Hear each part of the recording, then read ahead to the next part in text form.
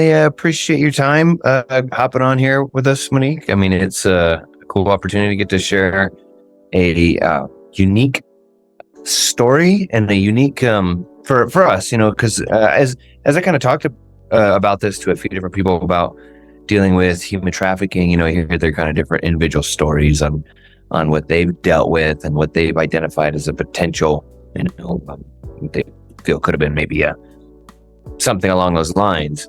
But after our conversation, I was quite shocked on some of the information. So I think it's going to be great for us to kind of share with everyone. So. Well, I so appreciate you having me. This is a topic that I think everyone needs to know about, regardless of how old they are or what field of work they're in, because just as a human being, you're going to come across people in different life situations, and you might see something that's indicative of human trafficking. And unless you know what it is, you might just overlook it and do the whole, well, that was weird, and then move on without realizing, oh, it wasn't weird. It was sex trafficking or labor trafficking, and you just didn't know it. Yeah. Well, that was a situation I was talking about. People are like, yeah, it was weird. But now I think about it, it could have been something like that. So, well, I know we're right on time, and so let's just go ahead and hop right in here and get it rolling and going. So I just want to start off by, thanking everyone for coming or for watching this video. This is going to be unique in interview with somebody who's doing an amazing thing for the human species. Originally, Monique reached out to the APT to want to share information about human trafficking and tattooing on some of these, for lack of a better way to say it, human slaves, and wanted to kind of enlighten us so that way we could start to disseminate information to our industry to potentially protect against some of these horrific things. So that's setting the stage, of why we're having this conversation. But I always like to tell a story. Everyone wants to know how you got into where you're at, Monique, and your origin story, your what got you into where you're at, and this kind of again helps us understand why you are so passionate about this cause. So, go ahead and tell us a little bit about yourself and how you got into your career field, please. Well, thanks for having me. I'm excited to talk about human trafficking. I've been a prosecutor at the San Diego District Attorney's Office it'll be almost 10 years coming up at the end of this year.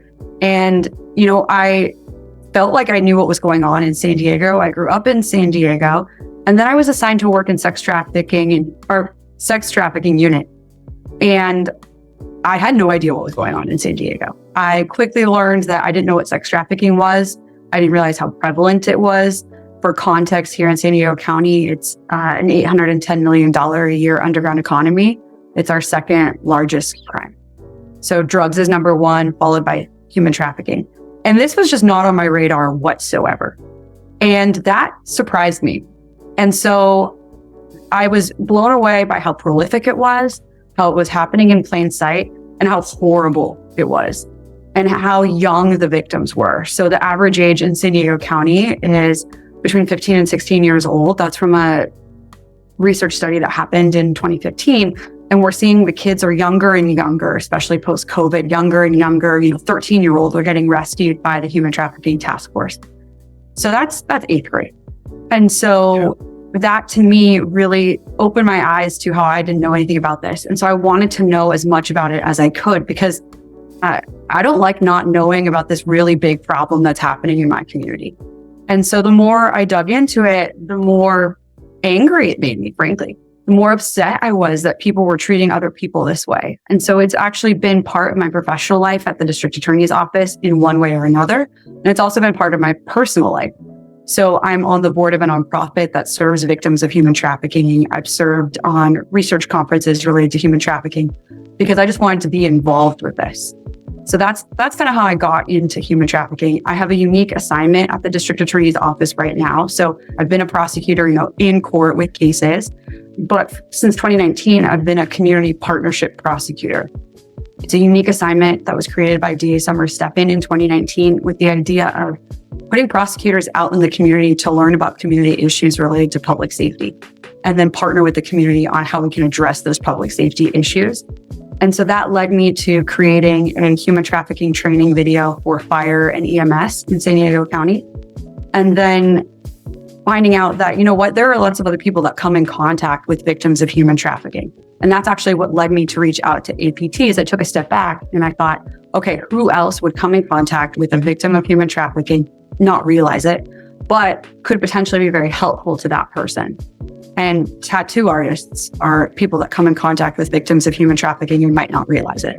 Yeah. Again, I think during our preliminary conversation, I spoke of an instance that we had recognized as a little weird. That definitely kind of, it seemed as if the tattooee was being told what they're getting by the, I guess, trafficker or somebody who was in control of the situation, and it's not something that we in a professional study see of.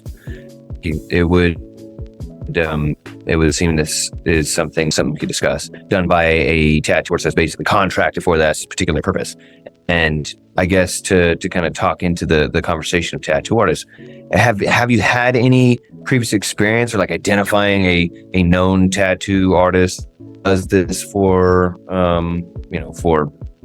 profit on a regular basis? If there are any key details we could be aware of and such, that way we as professionals could also identify tattoo artists who are doing these things and be able to maybe call attention to it. So you were cutting out a bit while you were talking. I do want to say that the reason I thought of tattoo artists was not because I thought that reputable tattoo artists are the ones putting tattoos on victims of human trafficking, but rather victims of human trafficking are forced to get tattoos. We call them branding because they serve as brands, just like you would if you had a ranch and you had horses or cattle, and the rancher puts a logo on that animal so that if they wander off, everyone knows where that animal belongs. Those are the same types of tattoos that are involved with sex trafficking. And it's not the thought that a reputable tattoo artist is the one committing that, is the one putting on those branding tattoos, but rather they might come in, the victim of human trafficking might come in to get other tattoos, and the tattoo artist might notice that there are signs of branding on that person. They might be putting on something completely random, totally unrelated to HT, to human trafficking, but see signs of human trafficking, or see those tattoos plus behavior in the studio between the victim and perhaps their trafficker that would shed light on like the social dynamics of what's going on. I'm not aware of a situation in which a reputable tattoo artist was regularly putting on these tattoos that are known in the industry as being indicative of human trafficking. Rather, the thought was, as tattoo artists, I view you as semi-therapists. People go, they get tattoos, they spend lots of time with you, they share with you a lot of information about what's going on in their lives. And so you might be in a unique position of trust and candidly to see parts of their body where these tattoos are located, and then be able to put two and two together as to what's actually going on in their life. I think it might be helpful though to shed some light on what is sex trafficking specifically. What's the definition that you and I are talking about it. We had the benefit of a prior conversation, but for those not familiar with what sex trafficking is, do you want me to provide just a quick description of what we're talking about? Yes, please. Okay, so sex trafficking is slavery. What we described as slavery. So sex trafficking is when someone is benefiting from another person's participation in commercial sexual activity, and they're getting that person to do it as a result of force, fraud, fear, or coercion. So they're forcing this person to participate in commercial sex or pornography, and they're benefiting from it. Now, that's for an adult. If the person is a minor, somebody under the age of 18, it doesn't require the element of force, fraud, fear, or coercion. It's just another person benefiting from a juvenile, a king, participating in commercial sexual activity or pornography, or attempting to get them to participate in commercial sexual activity or pornography. It doesn't require that a minor be tricked or that there be force, fraud, fear, or coercion for them to be guilty of human trafficking, because in the United States, a minor can't consent to having sex. And so for that reason, it doesn't require that force, fraud, fear, or coercion. There are some classic tattoos that are present in the trafficking world. Like I said, the tattoos are used as a means of identifying victims so that they have indicated to the entire world that they are spoken for. They're ownership tattoos. They're marks of ownership. Think of logos and brands, the same thing. So common ones that you could see on a victim of human trafficking would include things related to somebody else's initials and then having a crown present. The crown is very big in the world of human trafficking because the pimp, the trafficker, is the king. They run the show. And so that shows allegiance to that person. It sends a message to any other pimp that this person is spoken for. And it's also a psychological message to the victim that they are property. They literally belong to someone else. And we have seen tattoos that say that, that they are property of, and then somebody else's name on there. You may also see $100 bills are very common. The phrase all over bitches or money over bitches, AOB or MOB, or logos that show the same thing of, $100 bills over a woman's body, all the same theme that this is a financial enterprise. This is all about the money. This is not about the harm that might come to the person, the victim. So those are some common tattoos.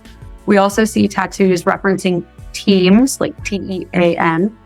They refer to themselves as a team or a family. So if it says team and then it has someone's name, like Team Tip and a crown over Tip, that would mean that that person is on Tip's team. Tip would be the trafficker. So you'll see that. You'll also see daddy's girl. That is a common phrase in the life. Barcodes are very common as well. You're on a roll, Monique. Thank you very much. I mean, it's very enlightening with the identification of marks. And earlier when I was mentioning, not that you would suggest that reputable tattoo artists are doing this, but that there could be potential types of tattoo artists that we could be mindful of, because there are like local supply companies that do sell to sometimes just random artists. And there also could be, things to identify in those tattoo artists that they're maybe even the tattoos they're wearing or style of dress or not that the equipment would be different, things that we could potentially identify like that person's doing something that's unusual, right? But being able to share with us all these different types of identification tattoos and brands is amazing, because that definitely was like helping speak a different language, right? Identify that code. And I do 100% also agree that the fact that we're therapists and we do engage with people, and sometimes they let us know things that maybe they shouldn't, but also to find out a lot about their personal experience and see other tattoos of body that we may be tattooing near or bring up is also good information to know. What do we do if we do see this? Like, what do we do if we do identify some of these tattoos or get a statement from them that they're being harmed or they're being a victim of human trafficking? Is there some place we reach out to? How can we go about it without getting them harmed or us ourselves? That's a great question. And it really depends on the circumstances of what's actually happening at the time. So is the person by themselves with you? Is it just the two of you? That's a very different situation than are they with a friend? Because that friend, and I'm using air quotes, it might not actually be a friend. That might actually be somebody who's controlling them. There's a common misconception in the community that the trafficker is male and the victim is female. That's not necessarily true. We see both male and female victims and both male and female traffickers. And so that if it's two girls, for example, and you think of them as just friends, one of those girls might actually be in a leadership position in this organization. And it's not a friend. It's somebody who controls them and doles out violence and punishments and things like that. And so it's really important to assess the situation. If they are by themselves, you can provide resources to them and you can talk with them. But if they're with another person, that is an incredibly dangerous thing to do at that time. So if they're with anybody else, or anybody else is within earshot of this conversation, then the best thing that you could do is call the National Human Trafficking Hotline, which is 1-888-373-7888, or you can text BEFREE, BEFRE to 233733. But if it needs an immediate help situation, this is a need for instant help, that's 911. The Human Trafficking Hotline does not dispatch law enforcement immediately. They take a report. You can make an anonymous report if you'd like. And then they reach out to local jurisdictions for additional investigation. But if it's a life and death situation, you're concerned for someone's safety, then it's a 911 call. One thing that can be very helpful for tattoo artists is to learn more about human trafficking. And they can go to the Human Trafficking Hotline. They have a website, it's humantraffickinghotline.org, all spelled out. And that's a great resource to learn more about human trafficking. That website also has a feature that allows you to look up your zip code and see what human trafficking providers are in your actual area. That would be a great resource to have as well. I'm aware that some tattoo shops actually have resources for things like domestic violence, opioid addiction, and things like that. If your shop has something like that, or if you're considering having something like that, they recommend that you put it in a place where all the resources are together and you advise the person straight out the gate, like, hey, there's a spot for resources and you can grab it over there. Human trafficking resources would be a great addition to that. It's different than domestic violence. Oftentimes, victims of human trafficking are in a sexual romantic relationship with the trafficker, but it's more complicated than a traditional domestic violence relationship. And so there are nonprofits that specialize in providing help for victims of human trafficking. And so that's why I'm saying a specific resource for that could be very helpful for that individual. It sounds like it could be a very complex situation. If they are in a romantic relationship with them, or at least they think they are, but they're really just ultimately being used, they may not be quick to reach out for help, and then that it could be dangerous, I guess, in this for the tattoo artist to try and engage that. So I do appreciate the guidance on trying to not make any sort of immediate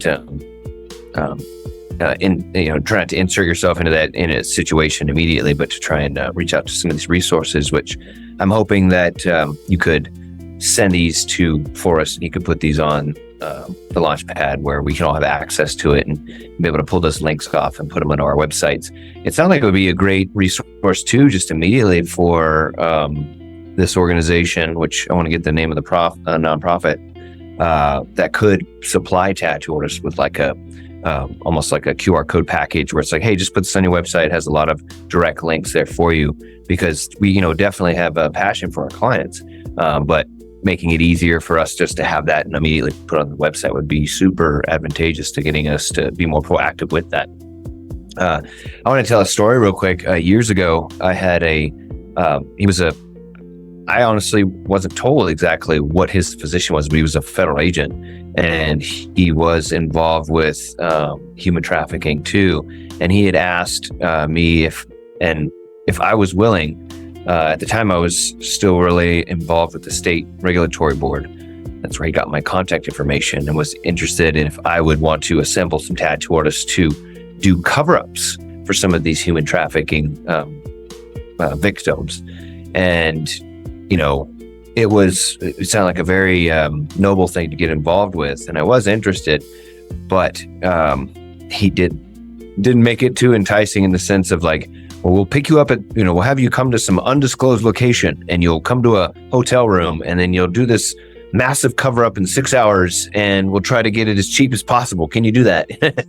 And it was like, oh man, that's I'd really want to help you, but it didn't sound like it was like there's a lot of good responses to this right now.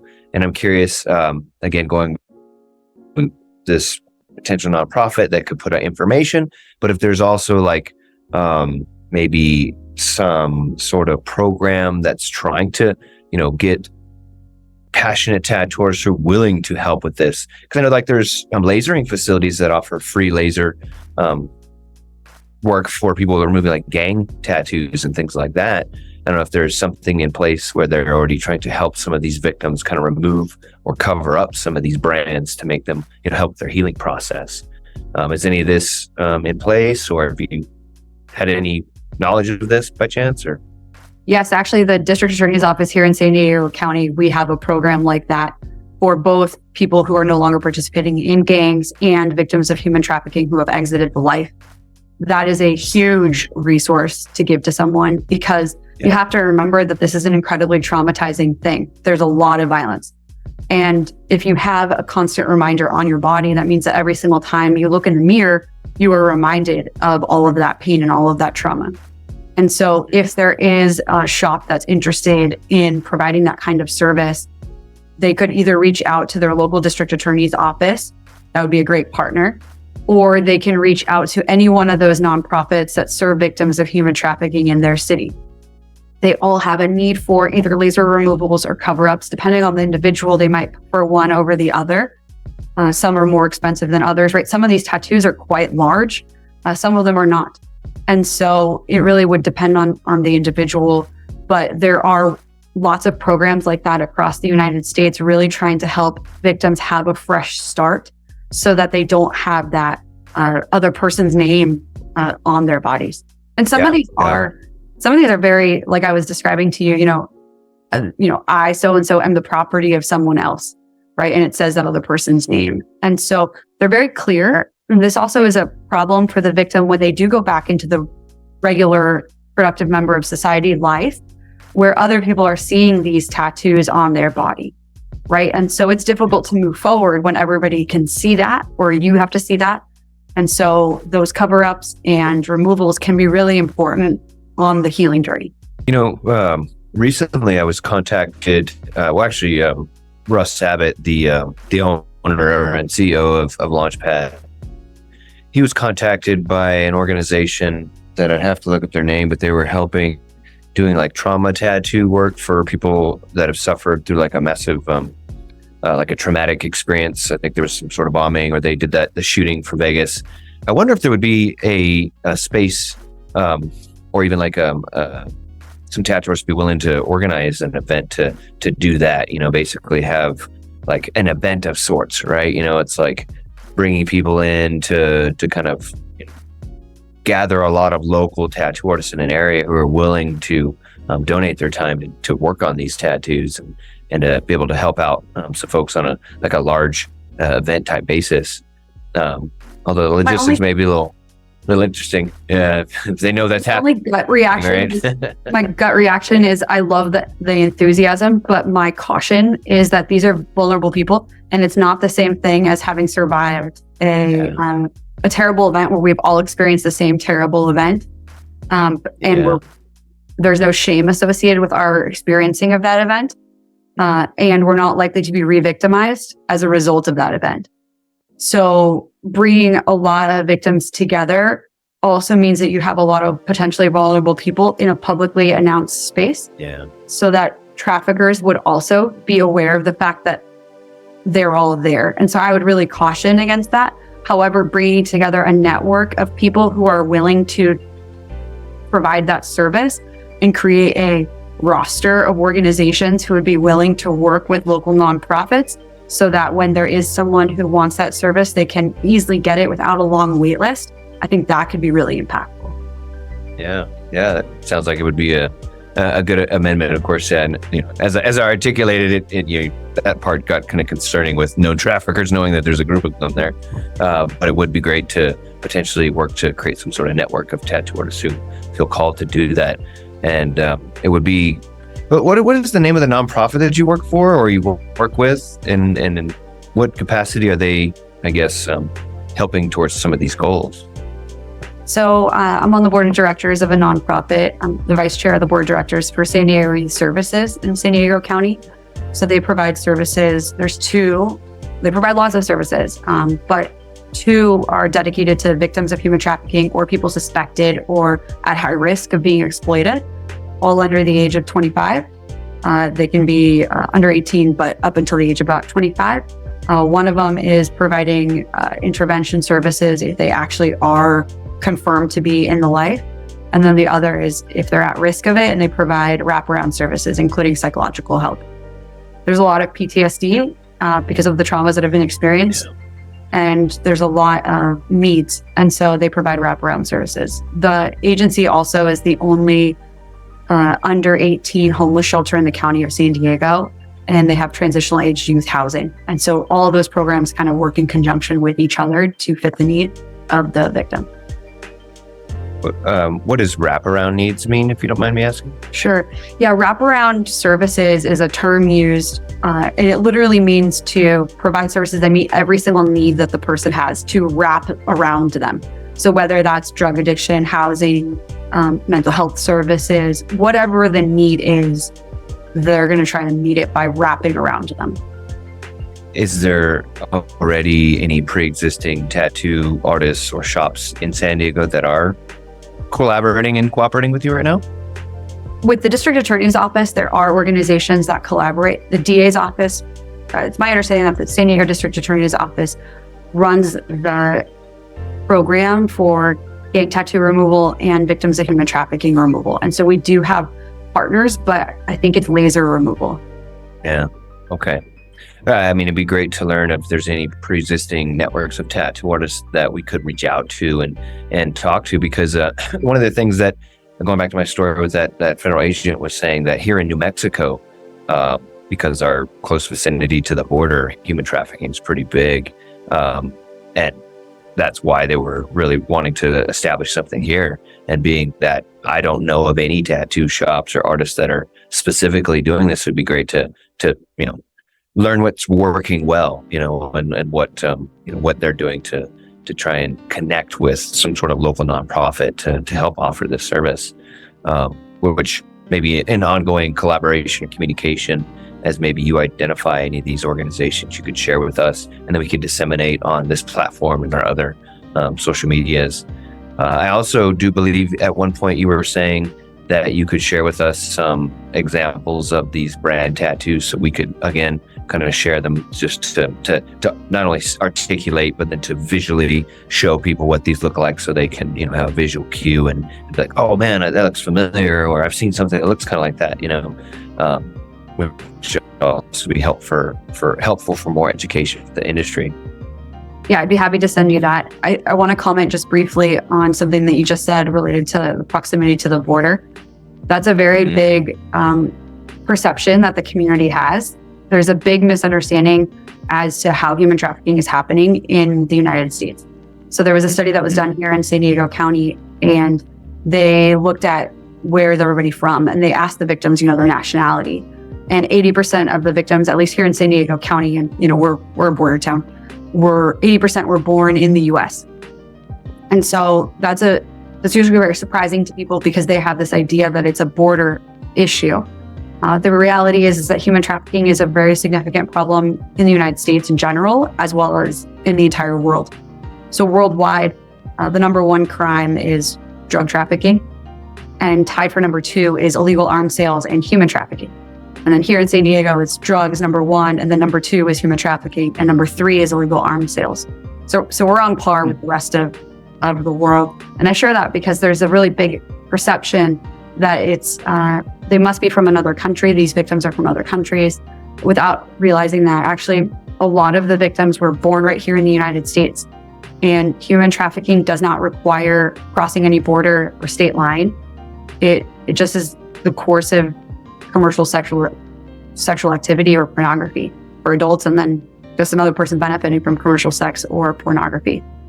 It doesn't require that movement piece. So plainly put, I could be the victim of human trafficking in this room right now and never leave this room, right? I don't have to even leave my house for it to be human trafficking.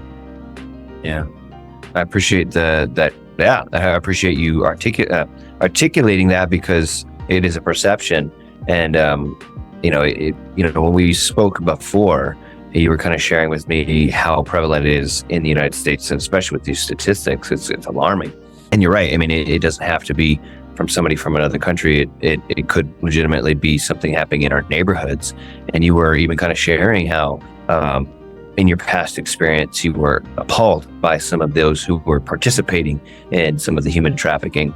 And you were even relating that they were as, commonplace as I remember like a karate instructor or something, it's that prevalent. So it's really tough to identify people who are not the pimp or trafficker or the actual victim, but the people who were purchasing and engaging in this activity, right?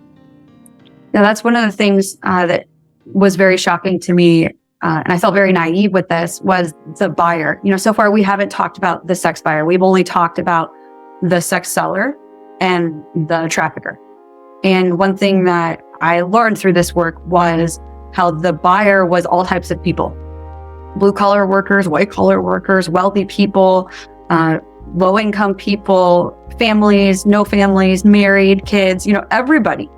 And that was really eye opening to me, that it was such a high demand. So I provided legal advice for various law enforcement agencies in San Diego County conducting demand operations, so specifically trying to catch the sex buyer. And one thing that I'll never forget was when the advertisements, because these were posted online, when the advertisements went live, the cell phones attached to those advertisements just went wild. They were dinging constantly with calls and text messages coming in, a barrage of contact. And that was eye-opening to me, just the high demand for one ad. And then once we did the operations, seeing who responded, who actually showed up and got caught, and seeing that it was all sorts of people, medical professionals, people with licenses of different kinds, people in the military, just all sorts of people, married or otherwise, young, old. And, we often don't talk about how the only reason that we have this problem is because there's such a high demand for commercial sex. If there was no demand, we wouldn't have this, right? No one would be selling people if no one was buying. And so that's a reality. We have a culture in the United States, and it's been perpetuated by Hollywood, where commercial sex is not viewed as this horrible thing. It's viewed, Pretty Woman came out and made it seem okay. It was a Cinderella story. But the reality is that there's a lot of violence. There's a lot of physical violence, verbal abuse, sexual abuse that happens. And it's not a Cinderella story like Julia Roberts kind of made it out to be. But I think that that's a story that our society has perpetuated because it's easier to believe that than the reality of what's actually happening. These are children, 13, 14, 15-year-old children who probably can't even drive, who are being sexually exploited this way. It would almost sounds, it could be almost downplayed because it's so, permeates all demographics. So those who are involved with messaging could even be, kind of downplaying it because of their participation. I do have a client who does work with the Attorney General as well, and he does like catches cyber pedophiles and such, and he talks about some of these sting operations that they do, and how they'll do like bad dads and bad moms, where I guess even they'll pretend to be a parent that's hard up, and they're willing to like sell their children, for opportunities and such, and they're being approached by a plethora of people, and people who, again, like you said, would be appalling, that you wouldn't even consider that they were doing this. And they tend to get caught multiple times, he was saying. Sometimes they keep repeating this behavior, and it seems to where it's like they don't want to stop, and there's nothing that we can do about it. What is with your action and efforts in this, what progress are we seeing? What success stories can we look at? Because I mean, it sounds like it's a daunting task, right? The second highest illegal money generating business in the country, right? I mean, what impact have you been able to have? Obviously, what success stories you have?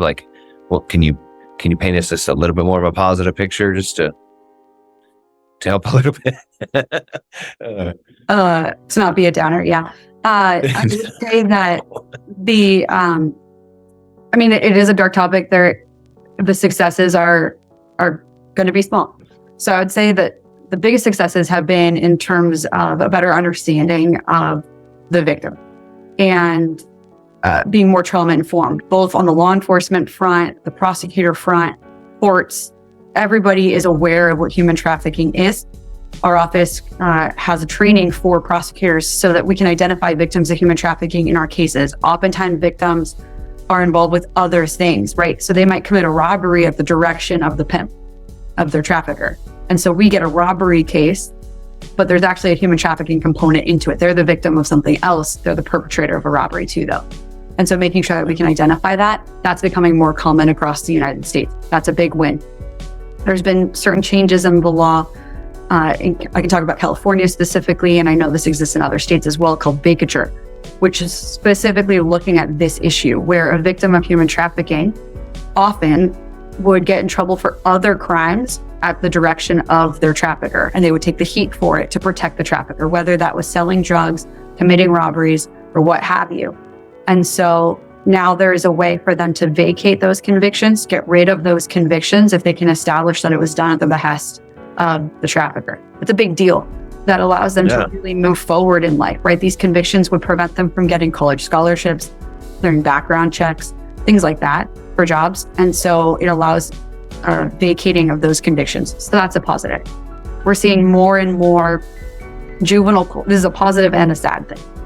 We're seeing more and more juvenile courts specifically for victims of human trafficking or youth high risk of human trafficking.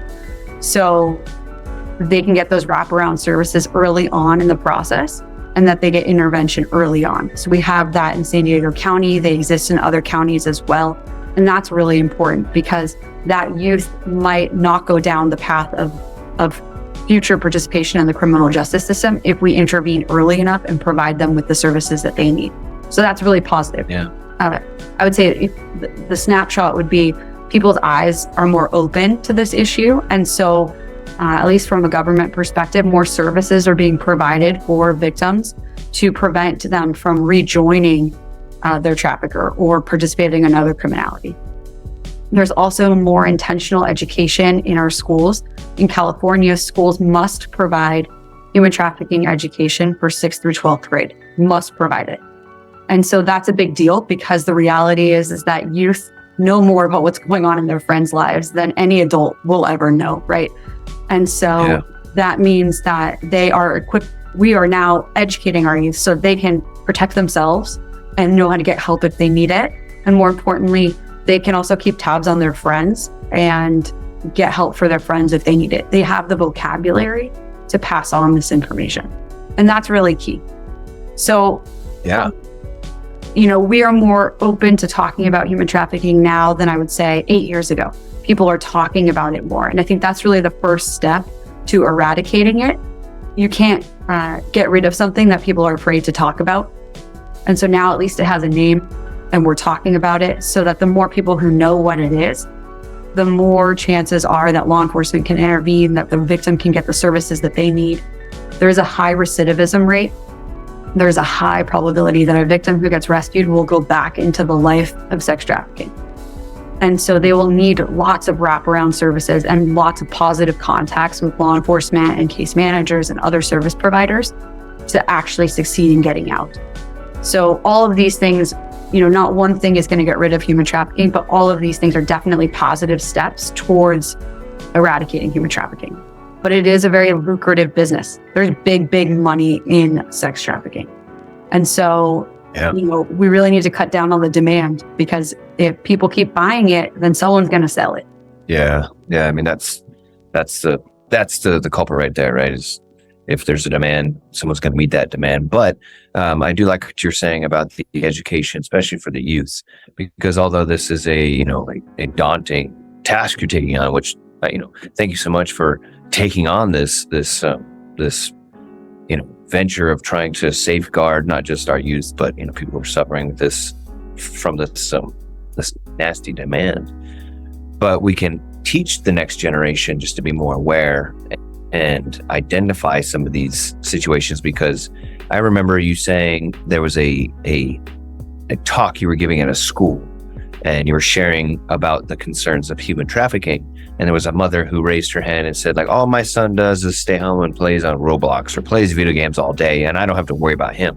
And you were like, well, that's the one I'm worried about, right? The most, because now with digital communication and interactions, anyone could pretend to be anyone and, lure kids and the youth into situations that would, inevitably lead to some sort of trafficking or a negative situation.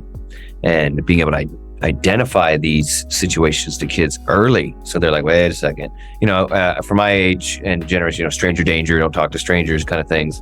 But, almost like don't engage with anyone you don't know online kind of thing, learning proper etiquette, I think would be super beneficial. That way it's not just, you can't really attack the problem as much as you could kind of prevent it from becoming such a problem in the future, cutting down the resource basically for them to access. Kids are more aware, more alert, and less likely to fall prey to this. That's absolutely right. Trafficking right now has really shifted online to online recruitment.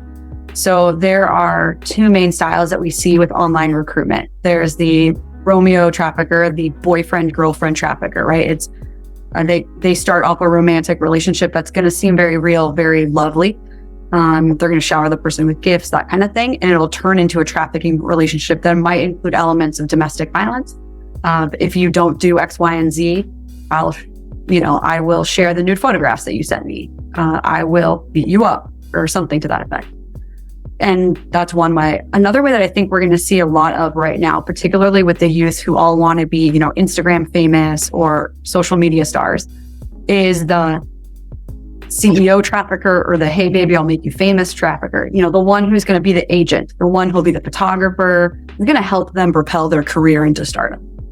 And right now with the youth putting all their information out online and really wanting to have as many people that they don't know as followers, they're making themselves susceptible to someone exploiting that vulnerability of wanting to be famous. And they can easily manipulate them into either sending nude photographs or semi-nude photographs or meeting up with them and taking fraudulent job offers. There's a lot of vulnerability there with all the information that they've shared online. You're absolutely correct about that person who said that during a presentation about, well, I'm not worried. My son just he's kind of dorky. I'll never forget what she said. She said, well, he's kind of dorky. He just plays Roblox. Like, I'm not worried about him. And I said to her, well, I am, because you're not. Because who is he talking to when he's playing Roblox? Roblox allows you, and that's an example, Minecraft. There's lots of video games where you can engage with strangers online, actually talk with them with words or type out a conversation, but you're talking to strangers. And oftentimes caregivers think that, they're just playing a video game without realizing it has this ability to talk to the entire world. It's just like any other social media account. And they're easily exploited because they're distracted, because maybe they are that dorky kid. And that person who's on the other side understands them and provides that emotional connection that they're not getting at school or they're not getting at home or whatever it might be. They can fill that need. And so, yeah, absolutely. It doesn't matter what social networking site they're on, but if they're actively talking to strangers, it's important to know who they're talking to and do they actually know them and what kind of information are they sharing. Stranger danger is definitely what I grew up with. I grew up hearing all about stranger danger, but the reality is that most child abuse comes from known people that have access to your children.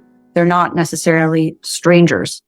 So a big suggestion is that in talking with youth would be to talk about strange behavior instead of strangers, because even a teacher, your coach, anybody who does strange things that are not appropriate for their role, for what's happening, should put them on alert that it's not okay, even if it is a known person, because that person has access to them. So strange behavior might be a way of going about it.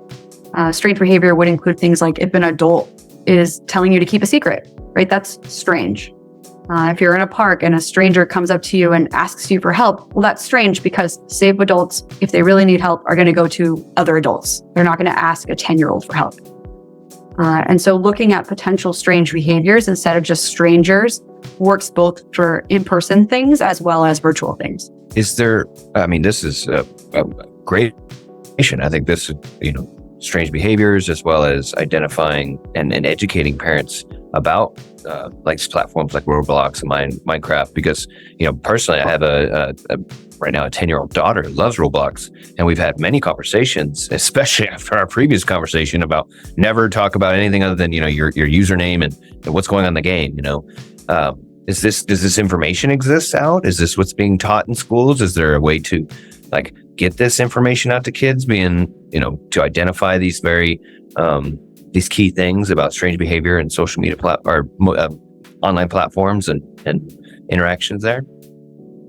The district attorney's office does a lot of internet safety presentations for kids, parents, anybody who will listen. We're happy to talk about it because it is such a big issue.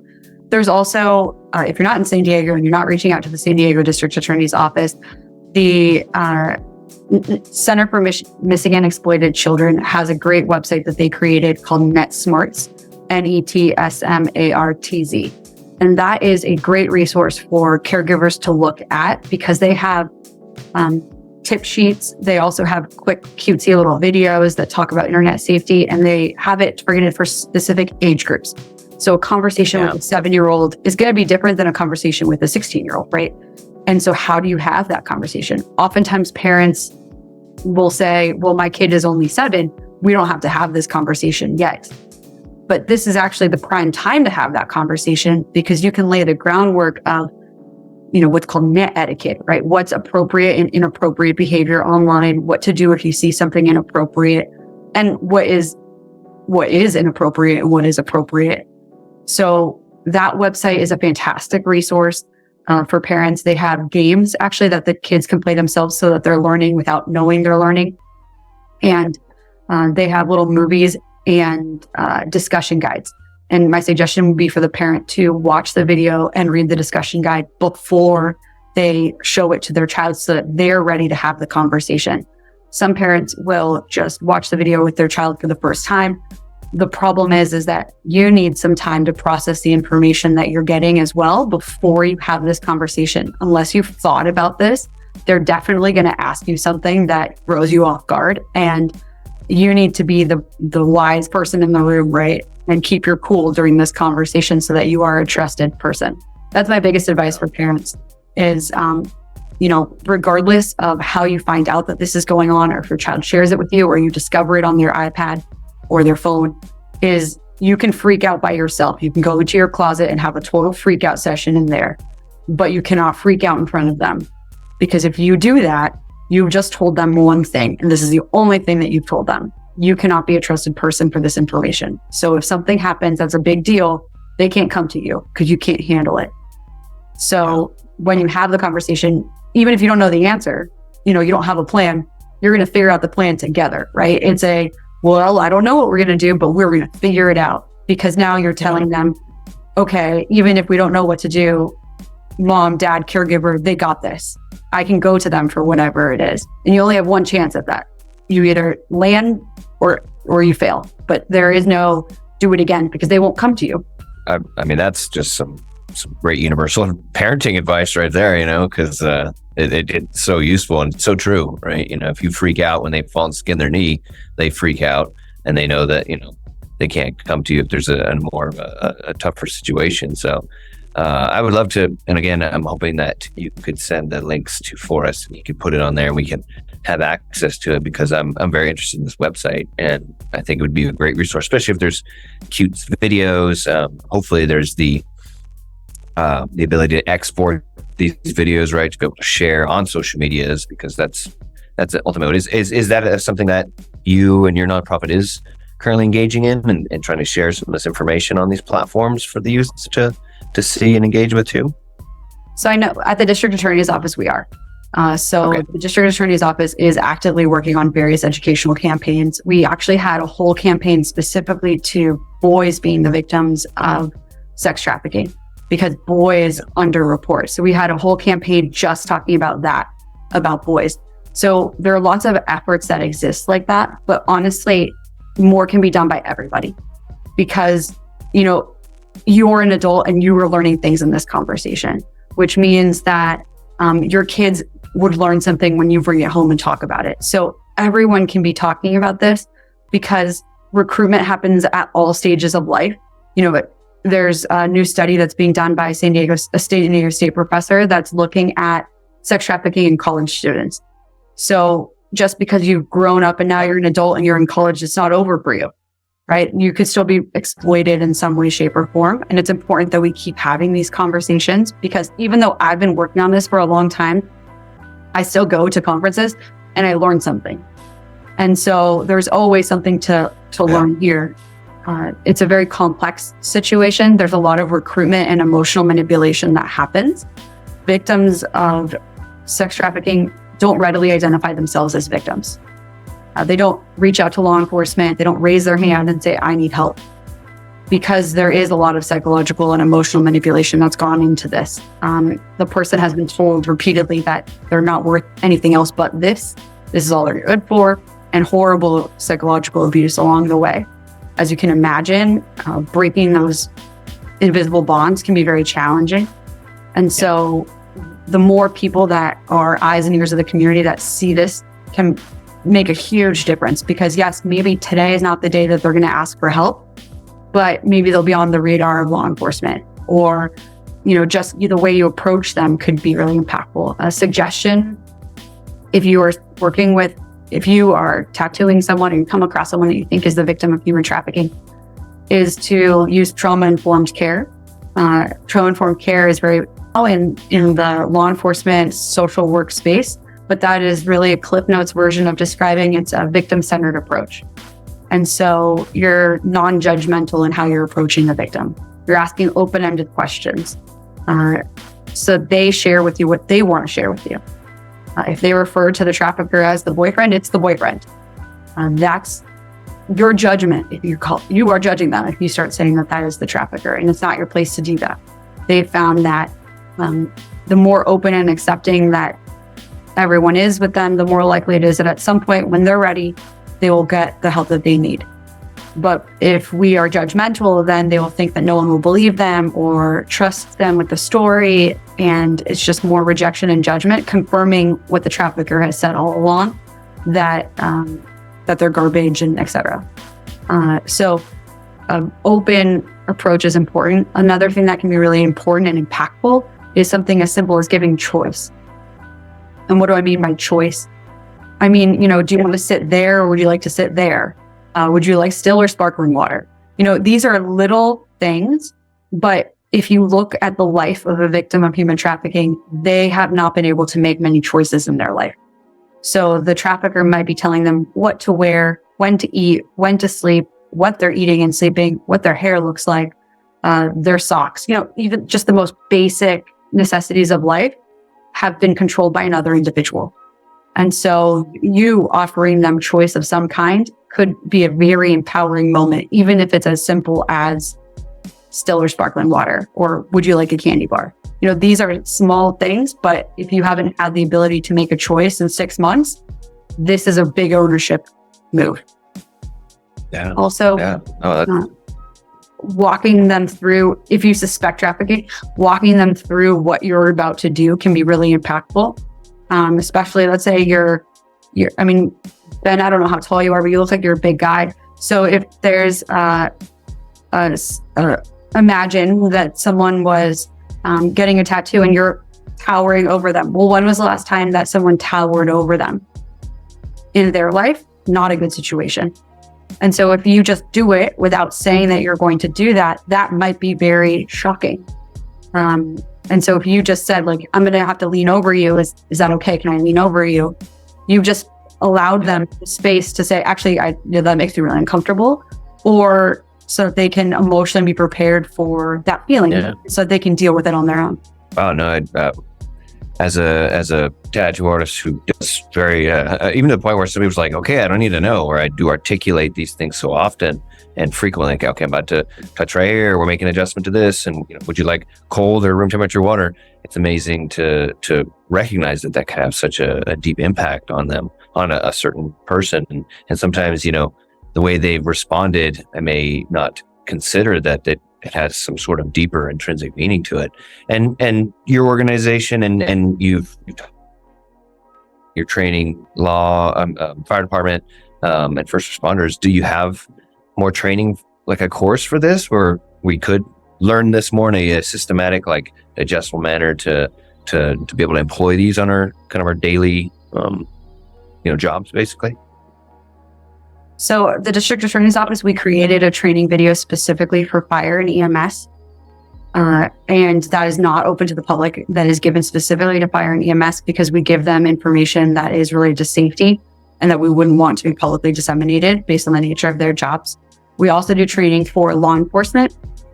Same, not widely available because of the considerations, both in terms of investigative practices as well as safety considerations. But if there is an interest, we do human trafficking trainings just in general for the public.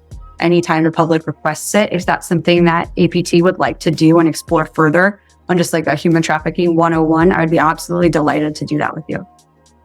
Yeah, I mean, that's, I guess, what I was leading into. And yeah, of course, obviously, we would need to make something specific for the tattoo industry. And it may be interesting to create something that's recorded so we can share on our website, have it, a clickable link that somebody could engage in, a YouTube video that they could watch and learn more. We do have other platforms like our regulation support system where there's people who are very active in the industry would be interested in engaging with this information. I think, mention to you that I do know a tattoo artist who was sharing with me how they know personally some like labor trafficking in the tattoo industry that's happening with tattoo artists from outside the country. That's, their green card is being held over their head to work in a specific area. So I know that there's some passionate people within the industry would like to focus on this and call attention to it and even put it out on their platforms to bring more awareness to it. So I'm very interested in learning about some training, potentially some recorded content that we could make specifically for the tattoo industry. And then, again, continue to identify the tattooers who are passionate about it, like yourself, that do see a problem and want to make a difference, little difference at a time, 1% at a time is all that matters. That could really be something that the tattoo industry can embrace. And because of, not that we're the ones doing the tattoos, but because tattoos and branding is something that we do, it would be, I think it would make a lot of us feel much more, complete, that we were able to help rectify something that stemmed from something that we love to do. So I would love to continue this conversation. I already have the people in my mind that I know I'd like to connect you with. I even feel like I could get you an additional interview on some new prevalent podcasts with some persons that would like to have this conversation with you more. And again, kind of touching on different and more, different groups of tattoo artists, as well as, again, kind of continue these conversations with the APT. That would be great. And, we've spent the time talking about sex trafficking. And you just talked labor trafficking, which is different. It has a different looking victim, different set of facts as to how it goes down. And what you described as holding their visa or green card hostage is a common move because that is the source of exploitation. That's an easy lever to pull, for lack of a better description. So yeah, I'd be absolutely delighted to talk about any of these topics further. I do think, we talked about sex trafficking in a bit of a disjointed way. I think it would be helpful if we were going to talk about it from a more 101 perspective, just like from the beginning, because it is a nuanced topic. There are a lot of vocabulary words that I could share that people use in the life. Like I'm calling it the life. That is a vocab word that use in the life that you might hear that could be indicative of what's happening, right? But reality is that there are various objective signs and symptoms of sex trafficking. And it's the totality of the circumstances, though. It's not just one thing that goes, oh, that's it. They have 2 cell phones. They must be the victim of human trafficking, right? I've got 2 cell phones, but I'm not the victim of human trafficking, right? So it's not clear cut like that. It's based on the totality of the circumstances. And so from your perspective as a tattoo artist, it might be the tattoo coupled with other things that are going on, right? There are barcode tattoos that are common in the life, but maybe someone just has a barcode tattoo separate and apart from being involved with human trafficking. So it would require looking at the totality of the circumstances of what you hear. And, if you're in doubt about what's happening, you can always report it to the Human Trafficking Hotline, whatever you feel comfortable passing on, because they'll investigate it further if they can, whatever information you have. Okay. And then depending on what state you're in, I don't know if, in California, very specific professions are mandated reporters. But I learned that in Nebraska, everybody is a mandated reporter. So depending on what state you're in, you may or may not be a mandated reporter. And kids, juveniles who are the victims of human trafficking, it is a mandated reporter offense. And so if you are a mandated reporter, that's something to keep in mind as well. Okay. No, I think that's great. Yeah, you're right. We did kind of, just kind of got into the conversation and float around a few different places, but it'd be great to start with the 101, give us a foundation, something that we can really apply to the tattoo world, and then be able to learn and grow from there. So, I just want to kind of finish up with showing again, extending the gratitude for someone who's willing to take on such a daunting task. It is like a David and Goliath in the sense that you're taking on something that's a behemoth that unfortunately it sounds like it's millions of people, if not more, are engaged in this activity, and it's something that's you're not going to see end in your lifetime, but you're going to know that you made a good impact with it, and that to me is truly honorable, because you're just spending your existence trying to make others less painful and less traumatic, and I commend you for that. And with that, I can't wait to start engaging more, to be able to connect you with people within our industry that can make this less traumatic on some folks, and do what we can as an industry and help out. Thank you very much. I appreciate you taking the time to come and talk to us, and we'll keep an eye out for all your links so we can start sharing that with our people. Thanks for having me. Awesome.